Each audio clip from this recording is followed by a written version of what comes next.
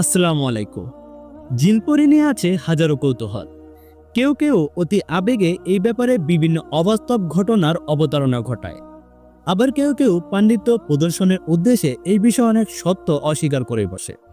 তবে আজকের এই ভিডিওতে আপনাদেরকে জানাবো জিনদের সম্পর্কে এমন কিছু তথ্য যা পবিত্র কুরআন এবং সহিহ হাদিসের আলোকে নিশ্চিত এবং প্রমাণিত। অনেকেই বলে থাকেন জিনপরি বলতে কিছুই নেই। এই ধারণা সম্পূর্ণই ভুল। পবিত্র কুরআনে মহান আল্লাহ তাআলা ইরশাদ করেন, আমি প্রজ্বলিত অগ্নিশিখা থেকে জিন সৃষ্টি করেছি। সূরা হিজর আয়াত ২৭। এছাড়াও সূরা জিন নামে পবিত্র কুরআনের একটি স্বতন্ত্র সূরার নামকরণ করা হয়েছে। এছাড়া ছোট বড় প্রায় ৫৭টি আয়াতে এই সম্পর্কিত বহু বিস্ময়কর তথ্য রয়েছে, যা নিশ্চিত রূপে জিনের অস্তিত্বের প্রমাণ করে। অভিশপ্ত শয়তান জিনের বংশদূত। কোরআনের ভাষ্যমতে ইবলিস শয়তান আদম আলাইহিসসালামকে সিজদা করতে অস্বীকার করেছিলেন, আর তাই তাকে জান্নাত থেকে বিতাড়িত করা হয়েছিল। সে ছিল জিনদের বংশভূত। সূরা কাহাফ আয়াত ৫০। এছাড়াও পবিত্র কোরআনে বহু জায়গাতেই শয়তান শব্দ দ্বারা জিনদের কথাই বোঝানো হয়েছে। অনেকেরই প্রশ্ন, জিনের আকৃতি কেমন? পবিত্র কোরআন এবং হাদিসে জিনের আকৃতি বিষয়ে যেসব বর্ণনা এসেছে তা মৌলিকভাবে ৩ প্রকার। প্রথমটি হচ্ছে দৃশ্যমান, অর্থাৎ জিনের আকৃতি মানব চোখে অবলোকনযোগ্য। তার মানে হচ্ছে মানুষ চাইলেই জিনকে দেখতে পারে না, তারা মানুষের থেকে আড়ালে থাকে। দ্বিতীয়টি হচ্ছে অদৃশ্যমান, অর্থাৎ জিনের আকৃতিবিহীন, শুধু শারীরিক উপস্থিতি অনুভব করা যায়। তৃতীয় নম্বরে রয়েছে বিকৃত আকৃতি, অর্থাৎ মানুষ, পশু পাখি কিংবা বৃক্ষলতার আকৃতি ধারণ করতে পারে জিন। অনেকেরই মনে প্রশ্ন তাহলে জিনেরা কি খায়? মানুষ সহ অন্যান্য প্রাণীরা যেসব খাবার খায় ঠিক তেমনিও জিনেরাও খাওয়া দাওয়া করে থাকে, অন্যান্য প্রাকৃতিক প্রয়োজন পূরণ করে থাকে। আল্লাহর নামে জবাইকৃত পশুর হাড্ডি হলো জিনদের প্রধান খাবার। একসময় জিনের একটি দল নবী করিম সাল্লাল্লাহু আলাইহি সাল্লামকে তাদের এলাকায় নিয়ে গেল। সেখানে নবী করিম সাল্লাল্লাহু আলাইহি সাল্লাম তাদের কোরআনের তেলাওয়াত করে শোনালেন। অতঃপর তারা জিজ্ঞাসা করল, আমাদের জন্য হালাল খাবার কি? নবী করিম সাল্লাল্লাহু আলাইহি সাল্লাম তাদের প্রশ্নের উত্তরে বললেন, প্রত্যেক পশুর হাড় যা আল্লাহর নামে জবাই করা হয়, সেগুলোই জিনদের খাবার। এই হাদিসটি এসেছে তিরমিজি শরীফে হাদিস নাম্বার ৩২৫৮-তে। অনেকে আবার জানতে চায় জিনদের বিয়ে শাদী এবং সন্তান প্রজনন সম্পর্কে। মহান আল্লাহ তাআলা নিজ প্রজ্ঞাগুণে প্রতিটি বস্তু জোড়ায় জোড়ায় সৃষ্টি করেছে। তাই জিনজাতের মধ্যে রয়েছে নর এবং নারীর জোড়া। মানুষের মতো তাদের মধ্যে বিয়ে শাদী এবং বাচ্চা প্রজননের নির্ধারিত প্রক্রিয়া রয়েছে। পবিত্র কোরআনে জান্নাতি রমণীদের কুমারিত্বের বর্ণনা এসেছে যে তাদের কোনো মানুষ বা জিন স্পর্শ করেনি। সূরা আল রহমান আয়াত ৫৬। অন্য এক আয়াতে এরশাদ রয়েছে, তোমরা কি আল্লাহকে ছেড়ে শয়তান এবং তার বংশধরদের বন্ধু হিসেবে গ্রহণ করেছ?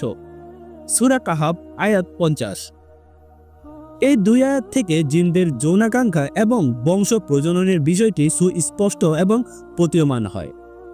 জিনদের ধর্ম আসলে কি? জিন জাতি আল্লাহর মাকলুকের মধ্যে অন্যতম একটি মাকলুক। মহান আল্লাহ তাআলাই তাদের রব। পবিত্র কোরআনে ইরশাদ রয়েছে, হে মানুষ ও জিন, তোমরা তোমাদের রবের কোন কোন অবদানকে অস্বীকার করতে পারবে? আর প্রত্যেক নবী নির্দিষ্ট অঞ্চলের তৎকালীন মানুষ এবং জিনদের হেদায়েতের বার্তাবাহক হিসেবেই প্রেরিত হয়েছে।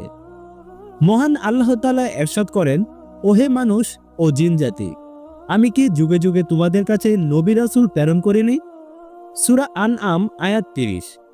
যেহেতু নবী করিম সাল্লাল্লাহু আলাইহি সাল্লাম কিয়ামত পর্যন্ত বিশ্বজগতের জন্য নবী হিসেবে প্রেরিত হয়েছে, তাই তো বর্তমানে জিনদের জন্য শরীয়তে মুহাম্মাদী এবং তাদের ধর্ম হিসেবে বিবেচিত হবে, যা কিনা ইসলাম। জিনদের ধর্মীয় বিধিবিধান।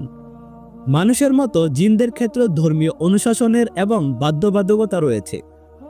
তাদের ইহকালীন কৃতকর্মের জন্য হাসরের ময়দানে নিজ নিজ কর্মের হিসাব দিতে হবে তাদের। সৎকর্মশীলদের জন্য রয়েছে জান্নাত এবং মন্দ কর্মের জন্য রয়েছে জাহান্নাম।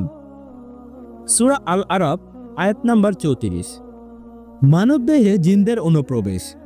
আশ্চর্য হলেও সত্য যে জিনরা চাইলেই মানবদেহের শিরায় শিরায় এবং উপশিরায় বিচরণ করতে পারে, এমনকি মানুষের জ্ঞান বুদ্ধির উপরও প্রভাব ফেলে।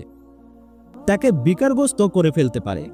পবিত্র কুরআনে ইরশাদ হয়েছে, যারা সুদ খায় তারা কিয়ামতের দিন এমন অবস্থায় দণ্ডীয়মান হবে যেমন শয়তান আসরের কুপ্রভাব তাদের মধ্যে রয়েছে। সূরা বাকারা আয়াত 275। আরও একটি হাদিসে বর্ণিত হয়েছে, নবী করিম সাল্লাল্লাহু আলাইহি সাল্লাম বলেন, শয়তান তোমাদের দেহে অনুরূপ বিচরণ করে যেমন রক্ত দেহের সর্বত্র প্রবাহিত হয়।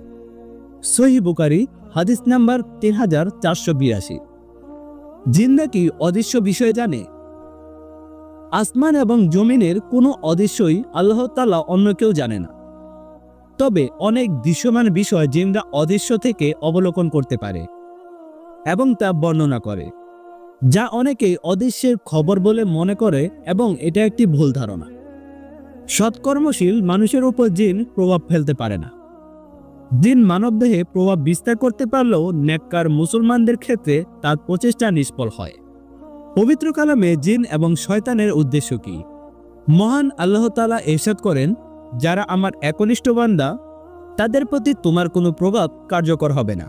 সূরা হিজর আয়াত 43। তাই দেখা যায় ধর্মীয় ব্যাপারে উদাসীন লোকেরাই জিন এবং শয়তানের কুপ্রভাব এবং কুমন্ত্রণার শিকার হয়ে থাকে। হাদিসে পাকে বর্ণিত হয়েছে, টয়লেটে প্রবেশের সময় অবশ্যই দোয়া পাঠ করবে। তাছাড়াও খাদ্য গ্রহণের সময় বিসমিল্লাহ না পড়লে খারাপ জিন তোমাদের সাথে খাদ্য গ্রহণ করবে। তাই আমাদের উচিত সব কাজের আগেই বিসমিল্লাহ পড়া। মহান আল্লাহ তাআলা আমাদেরকে জিন এবং শয়তানের কুপ্রভাব থেকে হেফাজত করুক, আমিন। সুপ্রিয় দর্শক মণ্ডলী, প্রতিদিনই নতুন নতুন ইসলামী ভিডিও পেতে আমাদের ইউটিউব চ্যানেলটি ভিজিট করতে পারেন এবং চ্যানেলটি সাবস্ক্রাইব করে রাখতে পারেন। আজকের এই ভিডিওটি যদি আপনাদের ভালো লেগে থাকে তাহলে অবশ্যই চ্যানেলটি সাবস্ক্রাইব করবেন, ভিডিওতে লাইক করবেন এবং আপনার মতামত জানাবেন কমেন্ট বক্সে। তাছাড়াও ভিডিওটি শেয়ার করতে পারেন বন্ধুদের মাঝে। তো আজ যাচ্ছি না, দেখা হবে নতুন কোনো ভিডিওতে। আজকের জন্য আল্লাহ হাফেজ।